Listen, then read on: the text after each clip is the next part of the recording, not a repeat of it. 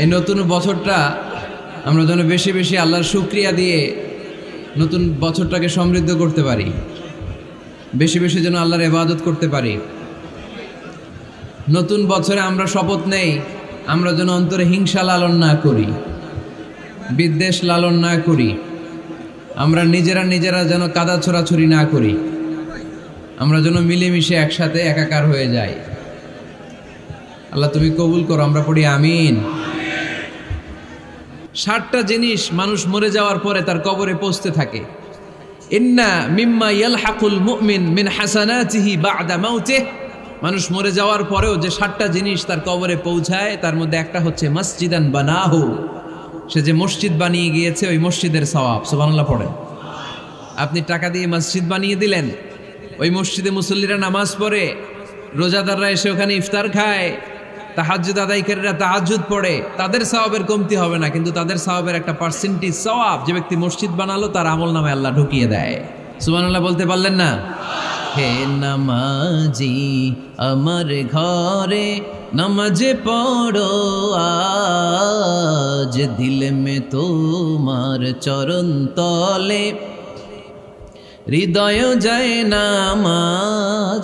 হে নামাজি আমার ঘরে নামাজ পড়ো আজ, দিল মে তোমার চরণ তলে হৃদয় যায় নামাজ। পড়েন আল্লাহু আকবার। কি সুন্দর লিখেছেন কাজী নজরুল ইসলাম। কাজী নজরুল ইসলাম খুব সুন্দর করে বলেছেন, মসজিদেরই পাশে আমায় কবর দিও ভাই, ঠিক কিনা? মসজিদেরই পাশে আমায় কবর দিও ভাই, যেন গোরে হতে মুয়াজ্জিনের আযান শুনতে পাই। আমার গোরের পাশে দিয়ে ভাই নামাজিরা যাবে, পবিত্র সেই পায়ের ধ্বনি এ বান্দা শুনতে পাবে। গোরা যাব হতে গুনাহগার পাইবে রেহাই, মসজিদেরই পাশে আমায় কবর দিও ভাই। কত মানুষ নামাজি ভাই মসজিদাঙ্গিহীনাতে, আল্লাহর নামের জিকির করে লুকিয়ে গভীর রাতে। আমি তাদের সাথে ওই আল্লাহর নাম জপতে চাই, আল্লাহর নাম জপতে চাই। পড়েন সবাই, মসজিদেরই পাশে আমায় কবর দিও ভাই, যেন গোরে হতেও মুয়াজ্জিনের আযান শুনতে পাই।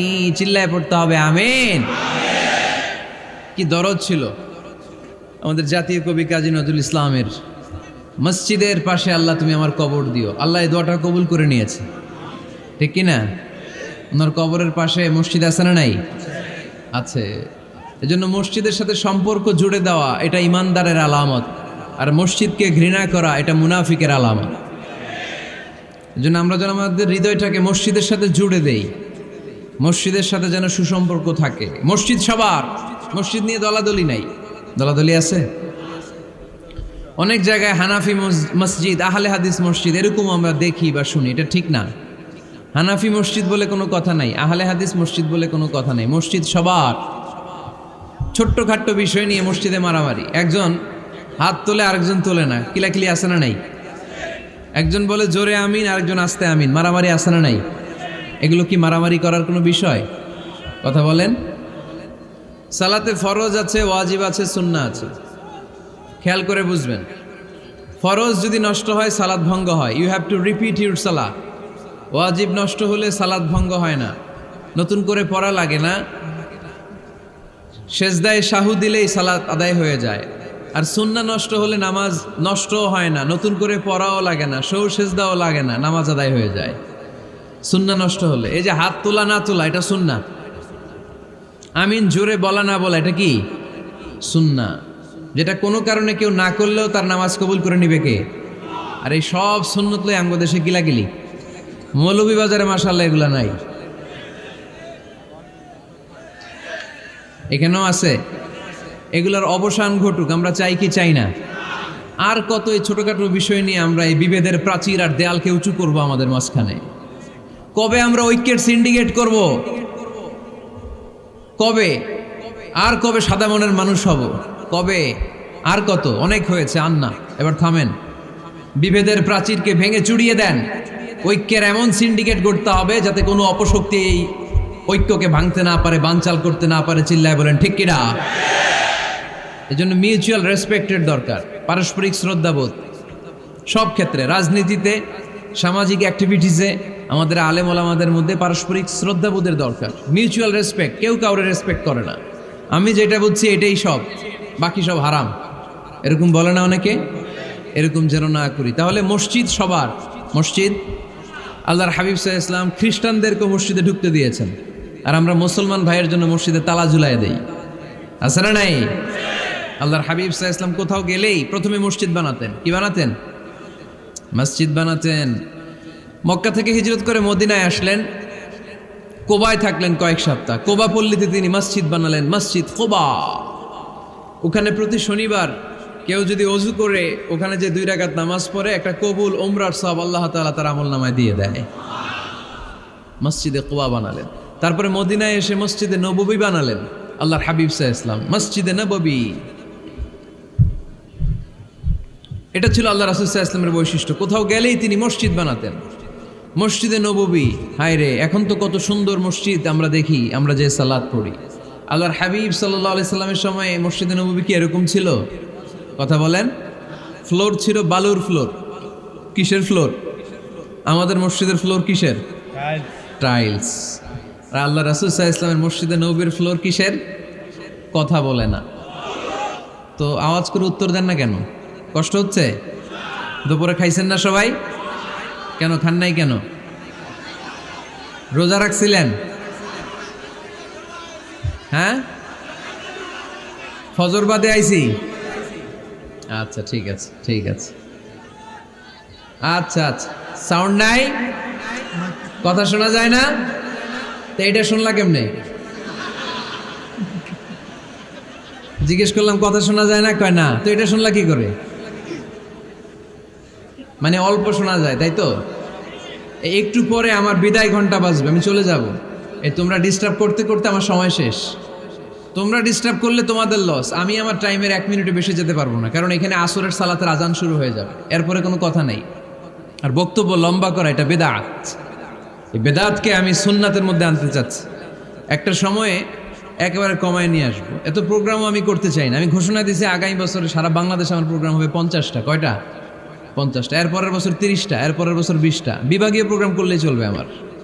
এক এক বিভাগে যে 2 দিন 3 দিন খালাস।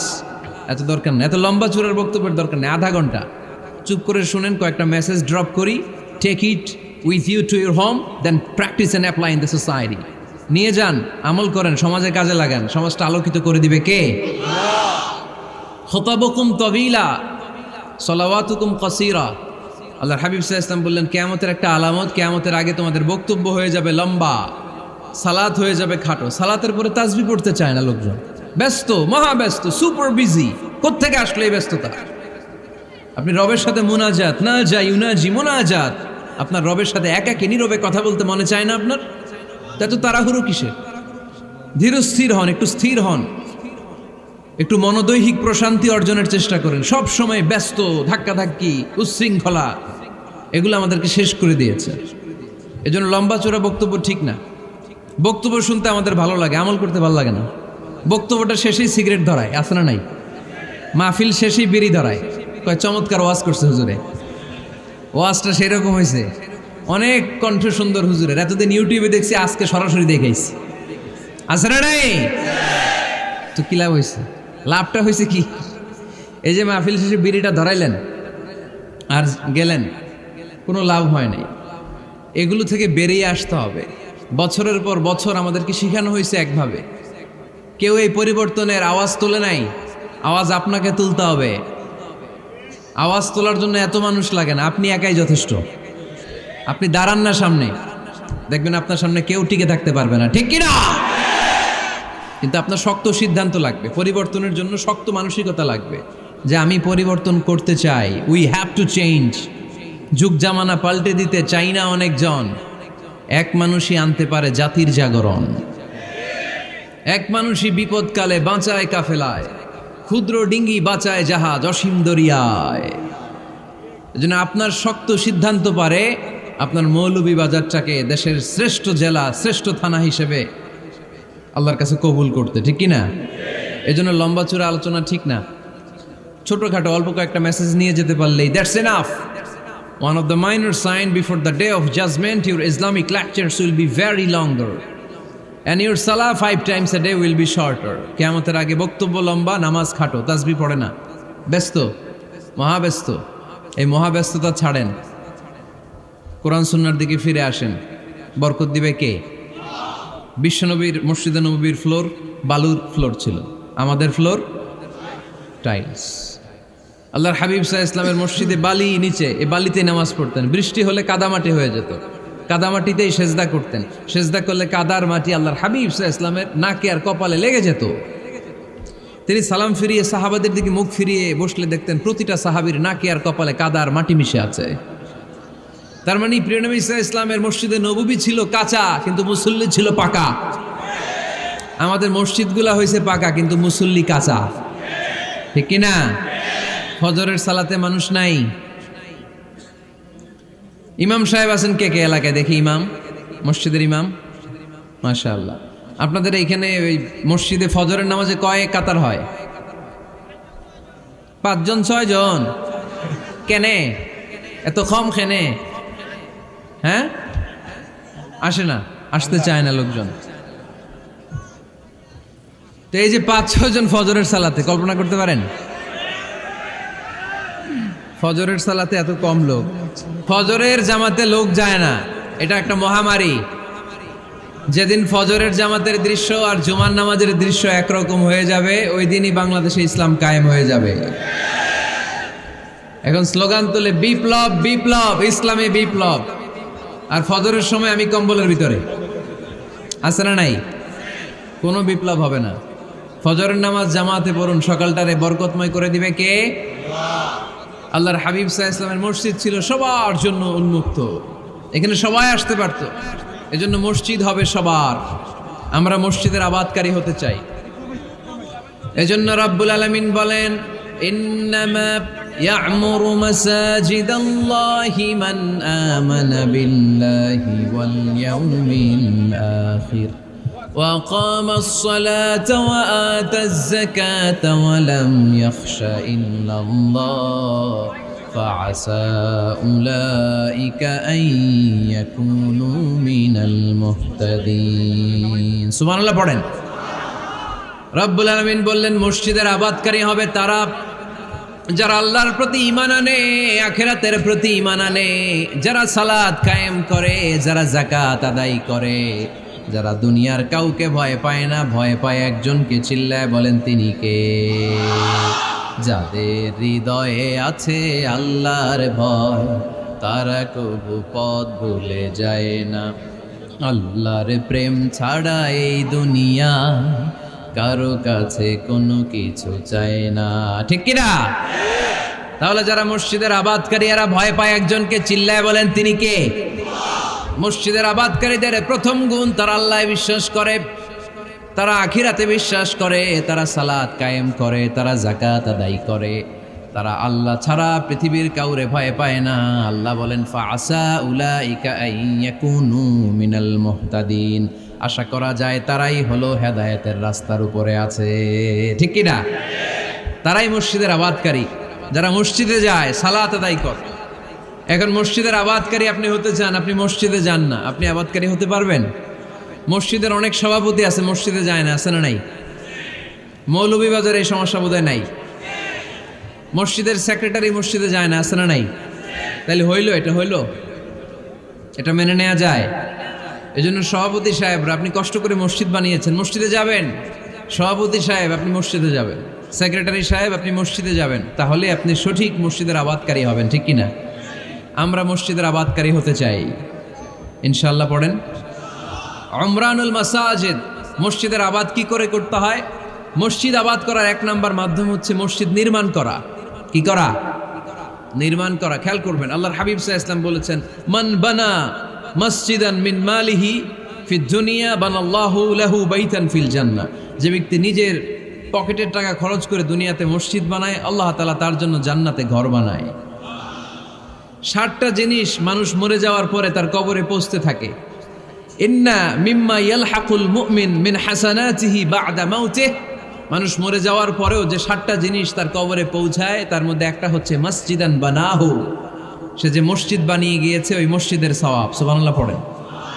আপনি টাকা দিয়ে মসজিদ বানিয়ে দিলেন, ওই মসজিদে মুসল্লিরা নামাজ পড়ে, রোজাদাররা এসে ওখানে ইফতার খায়, তাহাজ্জুদ আদায়কারীরা তাহাজ্জুদ পড়ে, তাদের সওয়াবের কমতি হবে না, কিন্তু তাদের সওয়াবের একটা পার্সেন্টেজ সওয়াব যে ব্যক্তি মসজিদ বানালো তার আমল নামে আল্লাহ ঢুকিয়ে দেয়। এজন্য বেশি বেশি মসজিদ বানাতে রাজি আছেন তো? তাহলে মসজিদ আবাদ করার প্রথম মাধ্যম হচ্ছে মসজিদ বানানো। 2 নাম্বার মাধ্যম হচ্ছে মসজিদে যেয়ে জামাতে সালাত আদায় করা। জামাতে সালাতুল জামাআ তাফদুলু সালাতাল ফাযযি বি27 দারাজা। ঘরে নামাজ পড়লে একা একা পড়লে যেই সওয়াব, জামাতে পড়লে 27 গুণ বেশি সওয়াব। সুবহানাল্লাহ বলতে পারলেন না? হে নামাজি আমার ঘরে নামাজে পড়ো আজ, দিলে মে তোমার চরণ তলে হৃদয় যায় নামাজ। হে নামাজি আমার ঘরে নামাজে পড়ো আজ, দিলে মে তোমার চরণ তলে হৃদয় যায় নামাজ। পড়েন আল্লাহু আকবার। কি সুন্দর লিখেছেন কাজী নজরুল ইসলাম। মসজিদ কেমন যেন মসজিদ তার নিজের ভাষায় আল্লাহর কাছে কেঁদে কেঁদে ফরিয়াদ জানায়, আল্লাহ নামাজিরা আমার ঘরে আসে না, কি সুন্দর টাইলস, কি সুন্দর মুসল্লা, কি সুন্দর এয়ার কন্ডিশন, সব আছে কিন্তু মুসল্লি নাই, ঠিক কিনা? মসজিদগুলো আল্লাহর কাছে ফরিয়াদ জানায়। এজন্য আমরা যেন মসজিদমুখী হই। কি মুখী? আওয়াজ করে বলতে হবে, কি মুখী? মসজিদমুখী। তাহলে মসজিদ আবাদের 1 নাম্বার পদ্ধতি মসজিদ বানানো। 2 নাম্বার মসজিদে বেশি বেশি যে জামাতে সালাত আদায় করা। 3 নাম্বারে মসজিদের সাথে সম্পর্ক জুড়ে দেওয়া, হৃদয়টা যেন সবসময় মসজিদের সাথে লেগে থাকে। আল্লাহর হাবিব সাল্লাল্লাহু আলাইহি ওয়াসাল্লাম বললেন, সাবআতুন ইউযিল্লুহুমুল্লাহু ফি যিল্লিহি ইয়াউমা লা যিল্লা ইল্লা যিল্লু।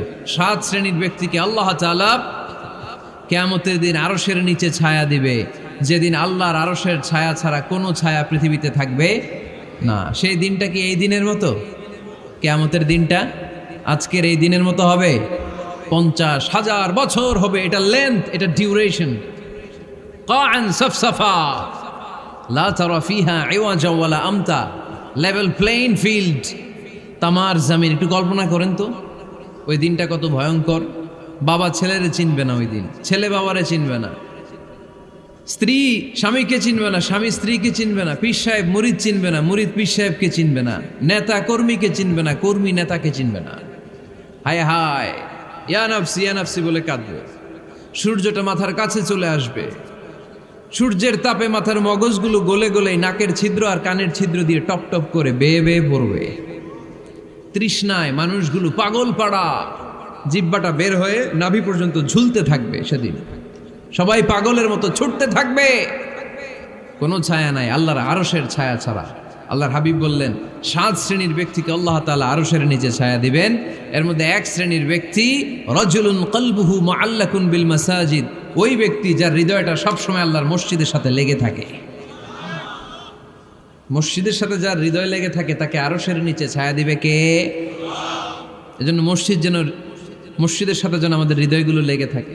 অনেকেই দেখবেন এত ভালো নামাজে, জোহর পরে টেনশন করে আসরটা কই পড়বো, আসর পরে চিন্তা করে মাগরিবের সময় আমি কোথায় থাকবো, মাগরিবের সময় টেনশন, ইস এশাটা হয়ে গেলেই তো শেষ। এরকম লোক আছে না নাই? এদেরকে সেই কঠিন ভয়াবহ দিনে আরশের নিচে ছায়া দিবে কে? তারপরে মসজিদ আমাদের 4 নাম্বার পদ্ধতি, মসজিদকে পরিচ্ছন্ন রাখা, মসজিদকে ঝাড়ু দেয়া। মসজিদকে যারা পরিষ্কার করে তাদের হৃদয়ের যন্ত্রণা দূর করে দেয় কে? সাইয়েদনা ইব্রাহিম আলাইহিস সালাম এবং ইসমাঈল আলাইহিস সালামকে আল্লাহ তাআলা আদেশ করেছেন তাহহিরা বাইতিয়া লিত্তাইফিনা ওয়াল আকিফিনা ওয়ার রুকআই সুজুদ। হে ইব্রাহিম, ইসমাঈল, বাপ বেটা দুইজন মিলে মসজিদ ঝাড়ু দাও। কি ঝাড়ু দাও? মসজিদেরি ঝাড়ু বড়দার ও কমারে হাত শোনো আমার মুনাজাত। পড়েন, শোনো শোনো ইয়া ইলাহি আমার মুনাজাত, শোনো আমার মুনাজাত। পড়েন আমিন। মসজিদ ঝাড়ু দেওয়া মসজিদ আবাদের অন্তর্ভুক্ত। আপনারা কেউ কোনোদিন মসজিদ ঝাড়ু দিয়েছেন নাকি? কে কে দিয়েছেন দেখি? সবাই? সবাই মসজিদের খাদেম? মাশাআল্লাহ। আমিও দিছি মসজিদ ঝাড়ু, অনেক দিছি। মাশাআল্লাহ, আল্লাহ তুমি কবুল করো। যাদের হৃদয়ে বড় জ্বালা, ফ্যামিলিতে সুখ নাই, শান্তি নাই, তারা হৃদয়ে প্রশান্তি আনতে চাইলে এতিমখানায় যাবেন, এতিমের মাথায় হাত বুলিয়ে দিবেন, এতিমের মুখে খাবার তুলে দিবেন। আপনার হৃদয়টারে নরম করে দিবে কে? আল্লাহর ঘর মসজিদে যাবেন, নিজ হাতে মসজিদটারে একটু পরিষ্কার করে দিবেন, আপনার জীবনটারে উজালা করে দিবে কে? তাহলে এগুলো করার মাধ্যমে আমরা মসজিদের আবাদ করতে চাই। আমরা মসজিদের আবাদকারী হতে চাই কি চাই না? আল্লাহর ঘর মসজিদ আবাদ করার মতো শ্রেষ্ঠ কাজ পৃথিবীতে হতে পারে না। এই মসজিদের কিছু আদব আছে, আল্লাহ রাসূল সাল্লাল্লাহু আলাইহি ওয়াসাল্লাম বলেছেন এই আদবগুলো মেনটেন করে যেন আল্লাহর ঘর মসজিদের সাথে আমরা ব্যবহার করি। মসজিদের 1 নম্বর আদব হচ্ছে মসজিদে ওযুর সাথে প্রবেশ করা। কিসের সাথে? ওযু করে পরিচ্ছন্ন হয়ে মসজিদে প্রবেশ করা। এজন্য অপবিত্র অবস্থায় গোসল ফরজ, এরকম অবস্থায় মসজিদে ঢোকা যাবে? কথা বলেন, ঢোকা যায়? যেই নারীদের মাসিক চলতেছে, মেনস্ট্রুয়েশনাল পিরিয়ড চলতেছে, ওই নারীদের পক্ষে মসজিদে ঢোকা জায়েজ আছে? নাই। তাহলে এটা হলো 1 নম্বর আদব। মসজিদে ঢোকার সময় কি করে ঢুকবো? ওযু করে। আওয়াজ করে বলেন, কি করে ঢুকবো? ওযু করে। 2 নম্বর আদব হচ্ছে মসজিদে যাওয়ার সময় সবচেয়ে ভালো জামাটা পরে যাব, সবচেয়ে ভালো পাঞ্জাবিটা পরে যাব। জান তো আপনারা? না সবচেয়ে সিরাটা পরে যান? হ্যাঁ, অনেকের নামাজের জন্য একটা পুরান জামা আছে, সিরা পাড়া, এদিকে হাত উঠাইলে দিকতে দেখা যায়, আছে না নাই? সবচেয়ে সিরা পাড়াটা রাখে নামাজের জন্য, কপাল পোড়া। আর সুন্নাতে খাতনার অনুষ্ঠানে গেলে মাশাআল্লাহ লেহেঙ্গা গায়ে দেওয়া যায়, আছে না নাই? না, আপনি ইবাদতের জন্য সবচেয়ে সুন্দর জামাটা রাখবেন। এজন্য রাব্বুল আলামিন বলেন, ইয়া বানি আদম খুযু জিনাতাকুম ইনদা কুল্লি মসজিদ। ও বনি আদম, তুমি যখন আল্লাহর ঘর মসজিদে ঢুকবা, ও বনি আদম, তুমি যখন নামাজের মুসল্লায় দাঁড়াবা, তোমার সবচাইতে দামি, সবচাইতে সুন্দর জামাটা গায়ে দিয়ে তুমি নামাজে দাঁড়াও। ঠিক কি না?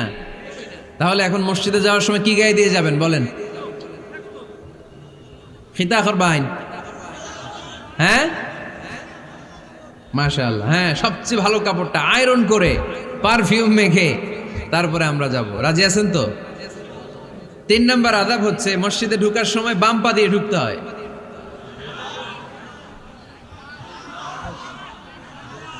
কোন পা? আরো জোরে। এদেরকে গুতা মারা লাগে, নাইলে আওয়াজ বাড়ে না। এরকম ভলিউম টাইট করতে হয়, ভলিউম হাই করলে আর পরে বাড়ে। এমনি বলতে চায় না। আর ঘটনা কি? হ্যাঁ, খায় নাই।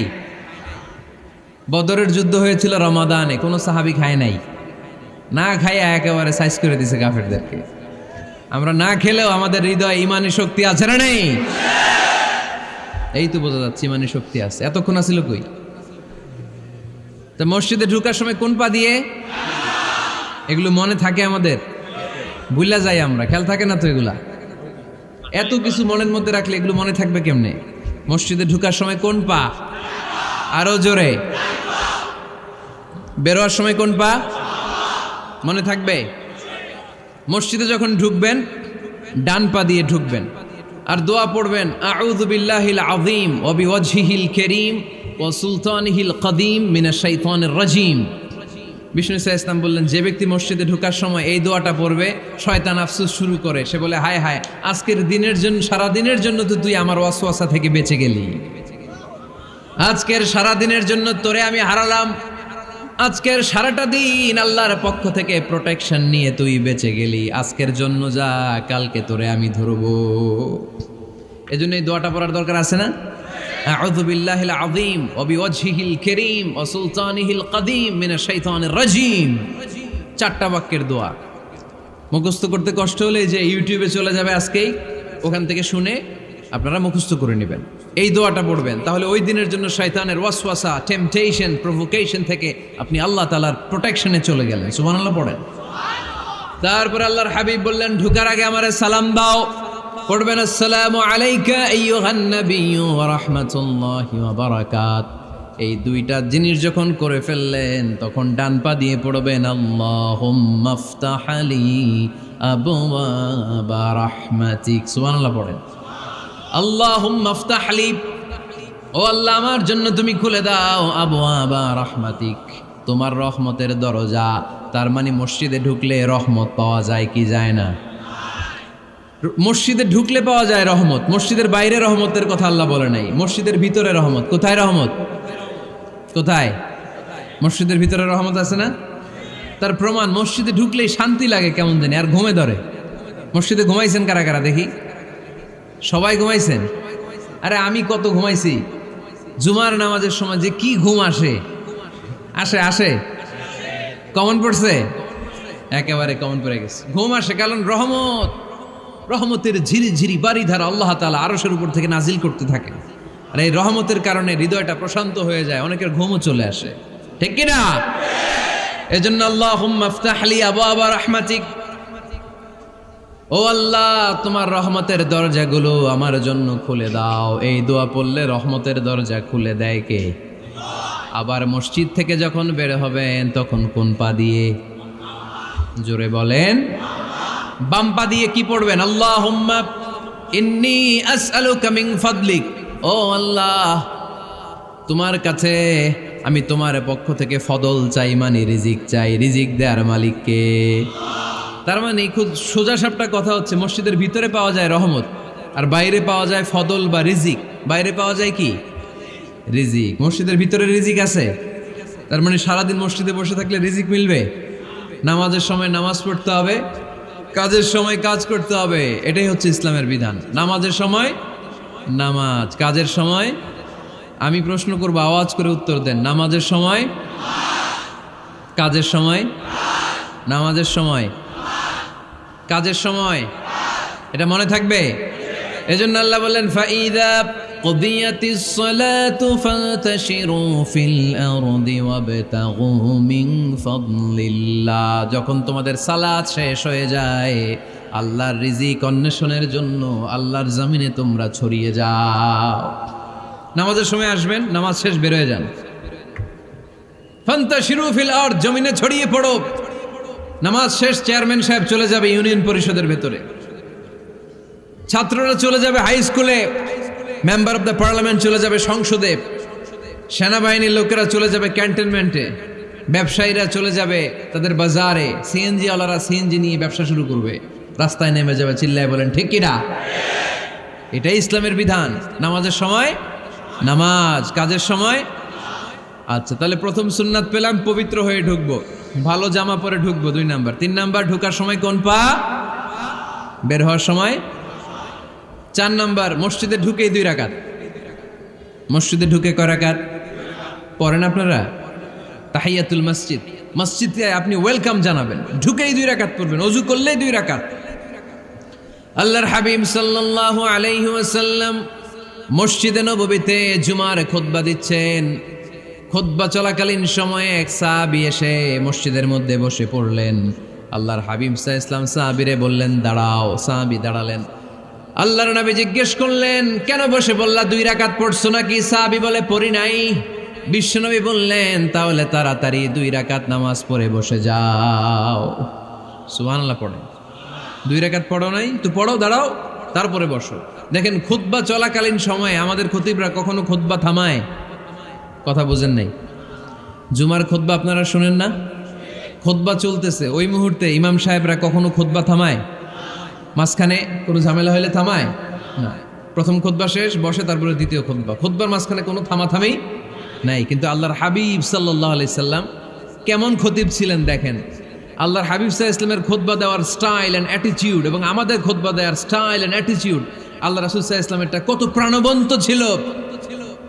আল্লাহ রাসূল সাল্লাল্লাহু আলাইহি ওয়াসাল্লাম সোসাইটি ওরিয়েন্টেড একজন পার্সোনালিটি ছিলেন, সমাজের মানুষ কেন্দ্রিক, খুব সামাজিক ছিলেন আল্লাহ রাসূল সাল্লাল্লাহু আলাইহি ওয়াসাল্লাম। তিনি দেখলেন একজন বসে পড়ছে, উনি খুতবা থামায় দিলেন, জুমার খুতবা থামায় বললেন, এই নামাজ পড়ছো না, পড়ো 2 রাকাত পড়ো। আবার খুতবা শুরু করলেন, সুবহানাল্লাহ পড়বেন না?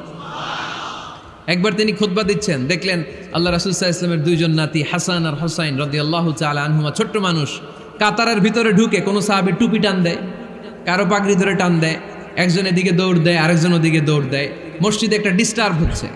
আল্লাহর হাবিব সাল্লাল্লাহু আলাইহি ওয়াসাল্লাম খুতবা থামিয়ে দিলেন, মিম্বার থেকে নেমে আসলেন, 2 নাতিকে 2 হাতে ধরলেন, ধরে আস্তে করে জান্নাতের এই 2 সর্দারকে নিয়ে মিম্বারের উপরে দাঁড়ালেন, এই হাতে এই নাতি, ওই হাতে আরেক নাতি। এরপর দাঁড়িয়ে দাঁড়িয়ে তিনি বাকি খুতবা দিলেন, পড়েন সুবহানাল্লাহ। কত প্রাণবন্ত খুতবা! উনিও খুতবা দিতেন, আমরাও খুতবা দেই। আল্লাহর হাবিব সাল্লাল্লাহু আলাইহি ওয়াসাল্লাম খুতবা দিচ্ছেন, এক সাহাবী এসে বলল, ইয়া রাসূলুল্লাহ, মদিনায় দুর্ভিক্ষ, বৃষ্টি নাই, আপনি বৃষ্টির দোয়া করেন। রাসূল সাল্লাল্লাহু আলাইহি ওয়াসাল্লাম খুতবা থামায় দিলেন, থামায় দিয়ে দোয়া শুরু করলেন, আল্লাহুম্মা আসকিনা গাইসান মুগীসান মারিআন মুরিআন নাফিআন গায়রা দার আজিলান গায়রা আজল। আল্লাহ উপকারে বৃষ্টি দেন, যে বৃষ্টিতে আমাদের ফসল জন্মাবে, সবুজ ঘাস লতা পাতা জন্মাবে, আমাদের গবাদি পশুর রিজিক বাড়বে, এরকম উপকারী বৃষ্টি আমাদেরকে দিয়ে মদিনাটারে ধন্য করে দেন। বৃষ্টি শুরু হলো, জুমাবার বৃষ্টি, শনি রবি সোম মঙ্গল বুধ বৃহস্পতি শুক্র, টানা 7 দিন বৃষ্টি। এবার বৃষ্টির চোটে মদিনায় বন্যা হয়ে গেছে। এতদিনে দুর্ভিক্ষ, এতদিনে কি, এখন বৃষ্টির বরকতের দোয়া করছে, বৃষ্টিতে এবার বন্যা। যেই সাহাবী বৃষ্টির জন্য দোয়া করতে বলেছিলেন, পরের জুমাবারের খুতবার সময় এসে ওই সাহাবী বলেন, ইয়া রাসূলুল্লাহ, আবার খুতবার মাঝখানে, ইয়া রাসূলুল্লাহ, আর বৃষ্টির দরকার নাই, আর দরকার নেই, এবার বৃষ্টি বন্ধের দোয়া করেন। আল্লাহর হাবিব সাল্লাল্লাহু আলাইহি ওয়াসাল্লাম খুতবা থামিয়ে আবার বন্ধের দোয়া, আল্লাহুম্মা হাওয়ালাইনা ওয়ালা আলাইনা, হে আল্লাহ আমাদের চারিদিকে দেন, মদিনাতে আর বৃষ্টির দরকার নাই। চিল্লায় পড়েন সুবহানাল্লাহ। এজন্য খতিব হবে এরকম প্রাণবন্ত খতিব। সমাজে কি চলে, কি ক্রাইসিস, কি সংকট, ইয়াংরা কোন সমস্যায় ভোগে, আমাদের রাজনৈতিক অঙ্গনে কি সমস্যা, আমাদের অর্থনৈতিক অঙ্গনে কি সমস্যা, আমাদের সামাজিক অঙ্গনে কি সমস্যা, আমাদের পরিবারগুলোর ভেতরে কি ঝামেলা, প্রত্যেকটা কথা মসজিদের মিম্বার থেকে আসার দরকার আছে না নাই? আল্লাহর হাবিব সাল্লাল্লাহু আলাইহি ওয়াসাল্লাম এভাবেই সমাজকে ঠিক করে দিতেন। 2 রাকাত মসজিদে ঢুকে আজকে থেকে আমরা পড়ব। মসজিদে ঢুকলেই কয় রাকাত মনে থাকবে না ভুলে যাবেন? তারপরে আল্লাহর হাবিব সাল্লাল্লাহু আলাইহি ওয়াসাল্লাম বলেছেন, খবরদার কবরের উপর মসজিদ বানিও না। কবরস্থান একদিকে, মসজিদ আর একদিকে, কিন্তু বাংলাদেশে মসজিদের সাথে কবর মিলানো আছে না নাই? ছোট্ট একটা মসজিদ, কিন্তু এত বড় বাবার কবর আছে না নাই? এগুলো করবেন না আপনি। আগে হবে মসজিদ, পরে কবরস্থান। যেমন মসজিদে নববী হয়েছে আগে, তারপরে বিশ্বনবীর কবর এখানে আছে না নাই? মসজিদে নববী প্রতিষ্ঠিত হয়েছে আগে, পরে বাকি কবরস্থান আছে না নাই? কিন্তু কোন আল্লাহর ওলির কবরস্থানের উপরে যদি মসজিদ বানান, তার উপর লানাত দিয়েছে কে? লাআনা রাসূলুল্লাহ আলাল ইয়াহুদ ওয়ান নাসারা ইত্তাখাযু কুবুর আমবিয়াইহিম মাসাজিদা। আল্লাহর রাসূলের লানত ইহুদি নাসারাদের উপর, কারণ ইহুদি আর নাসারাদের একটা খাসলাত, একটা বৈশিষ্ট্য ছিল, তারা তাদের নবীদের কবরের উপরে মসজিদ বানায় ফেলতো। এটা করা যাবে? এজন্য এলাকায় এলাকায় এই ঝামেলা, কবর আর মসজিদ হবে আলাদা। আবার মসজিদের কেবলার দিকে যেন কবরস্থান না হয়, তাহলে শিরক হওয়ার সম্ভাবনা আছে না নাই? খুব সাবধান, আল্লাহ সব মাফ করে কিন্তু শিরক মাফ করে না, ঠিক কি না? শিরক হচ্ছে মহাপাপ, সব পাপের বাপ। এজন্য আমরা সব করলেও শিরকের গুনাহ মুসলমান কখনো করতে পারে।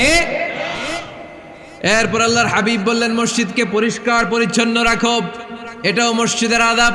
মসজিদে আতর লাগিয়ে দেন, বাখুর জ্বালিয়ে দেন। আপনাদের এই এলাকার মধ্যে তো বাখুরের অভাব নাই, আগরের অভাব নাই, ঠিক কিনা? গতকাল প্রোগ্রাম ছিল কই? সুজানগর, আগরের রাজধানী। আগর চিনেননি আপনারা?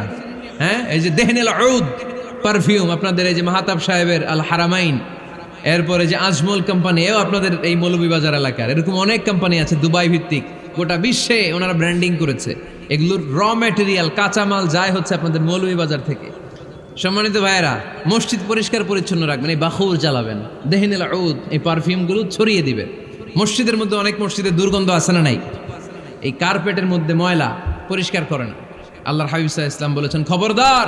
আম্মা জান আয়েশা বর্ণনা করেন, আমার রাসূলুল্লাহ সাল্লাল্লাহু আলাইহি ওয়াসাল্লাম বিবিনাইল মসজিদ ফি দুয়ার, ওয়া আন তুতাইয়াবা ওয়া তুনাজ্জাফ, আমরা যেন এলাকা এলাকায় মসজিদ বানাই, মসজিদগুলোকে যেন পারফিউম দিয়ে আতর দিয়ে সুগন্ধময় করে দেয়। বিশ্বনবী আদেশ করেছেন, সুবহানাল্লাহ পড়েন।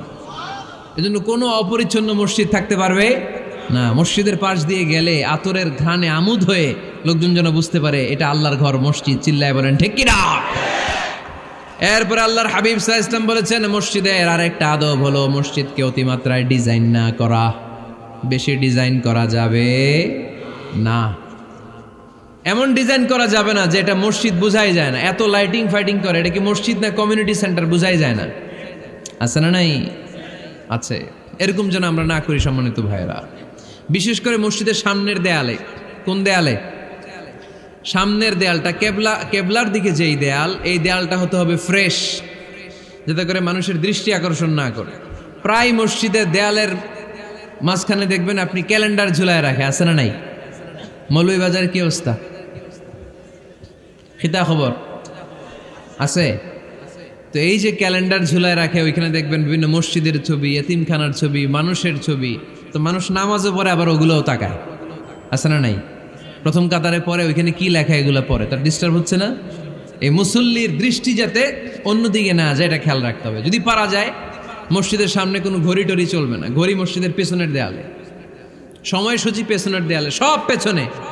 সময় কয়টা বাজে ওটা ইমাম দেখলেই চলবে, ইমাম এভাবে দেখে নিবে, আপনারাও দেখে নেবেন। কিন্তু সামনের দেয়ালটা যত সিম্পল করা যায়।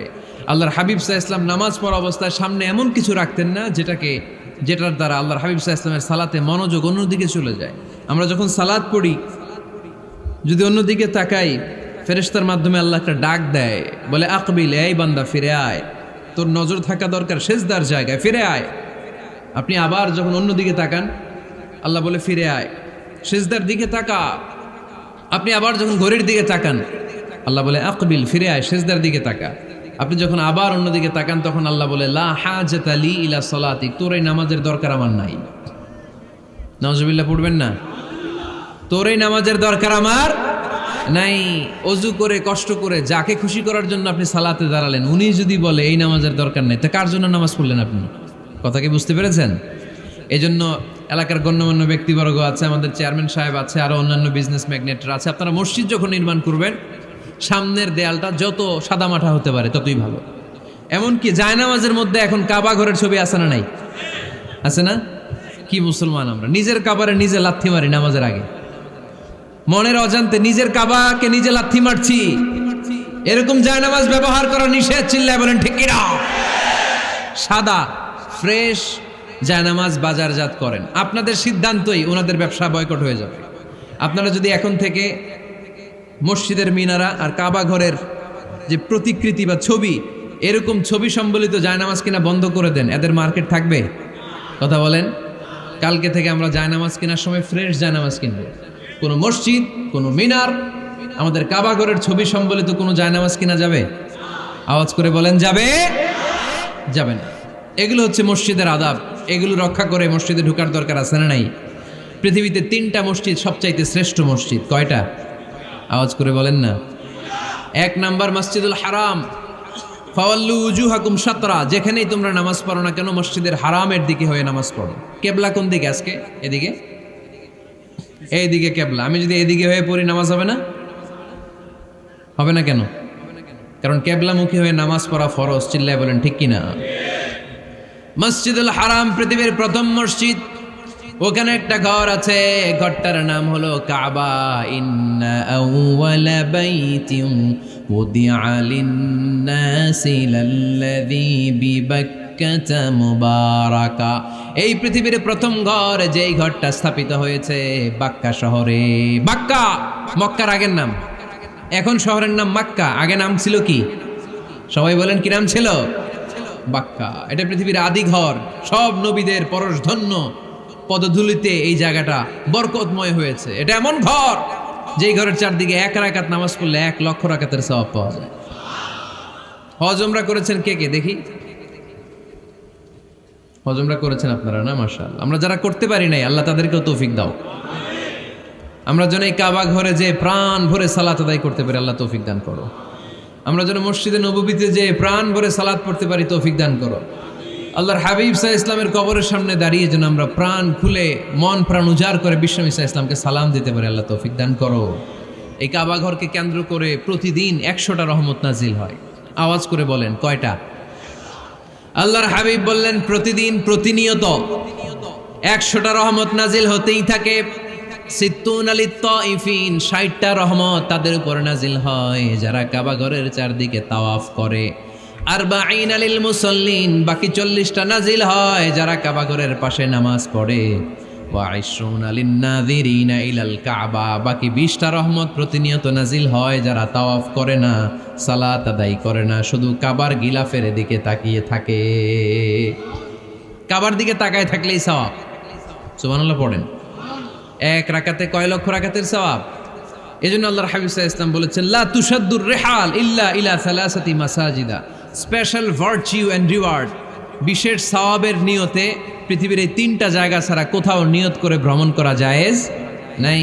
এক হচ্ছে মসজিদুল হারাম, 2 হচ্ছে মসজিদ নববী, 3 হচ্ছে মসজিদুল আকসা। এই 3টা মসজিদ ছাড়া পৃথিবীর কোনো মসজিদে নিয়ত করে সফর করা যাবে না। বিশেষ নিয়তে সফর করা যাবে না যে আমি যদি এই মৌলভীবাজারের জামে মসজিদে যাই বেশি সওয়াব পাওয়া যাবে, এই নিয়তে সফর করা যাবে না। বেশি সওয়াব শুধু এই 3 মসজিদে। মসজিদুল হারামে 1 রাকাতে কত রাকাতের সওয়াব? কথা কয় না, বুঝে নাই বোধহয়। কয় লক্ষ? আর মসজিদে নববীতে 1 রাকাতে 1000 রাকাতের সওয়াব। আরেক বর্ণনায় আছে 50,000, বর্ণনাটা দুর্বল। সহিহ বর্ণনায় এসেছে 1 রাকাতে 1000 রাকাতের সওয়াব। মসজিদুল আকসায় সালাত পড়লে 1 রাকাতে, এক বর্ণনায় এসেছে 250 রাকাতের সওয়াব, আরেক বর্ণনায় এসেছে 500 রাকাতের সওয়াব। এই 3টা মসজিদ ছাড়া যে নামাজ পড়লে বেশি সওয়াব হবে, এই নিয়তে সফর করা যাবে? চিল্লায় বলেন যাবে। তবে মসজিদটা দর্শন করার জন্য যেতে পারবেন। মসজিদটা দেখতে কেমন, এটার ক্যালিওগ্রাফিক্যাল ডিজাইন কেমন, এটার আর্কিটেকচারাল ডিজাইন কেমন, এটার দৃষ্টিনন্দন সৌন্দর্য কেমন, মসজিদটা দেখতে কেমন, দেখতে যেতে পারবেন। কিন্তু বিশেষ সওয়াব রিওয়ার্ড এই 3টা মসজিদ ছাড়া অন্য কোনো মসজিদের জন্য হবে না। এই মসজিদ হচ্ছে আমাদের সামাজিক ঐক্যের কেন্দ্রবিন্দু, এটা হচ্ছে আমাদের কমিউনিটি সেন্টার। আমরা শুধু নামাজের জন্য মসজিদকে ইউজ করি, এছাড়া আরো অনেক ইউসেজ আছে মসজিদের। খেয়াল রাখবেন, আমাদের মুসলমানদের মসজিদ হিন্দুদের মন্দিরের মতো নয়। কোথায় আজান হয়েছে? শেষ করে দিব না? সুবহানাকাল্লাহুম্মা ওয়া বিহামদিকা আশহাদু আল্লা ইলাহা ইল্লা আনতা আস্তাগফিরুকা ওয়া আতুবু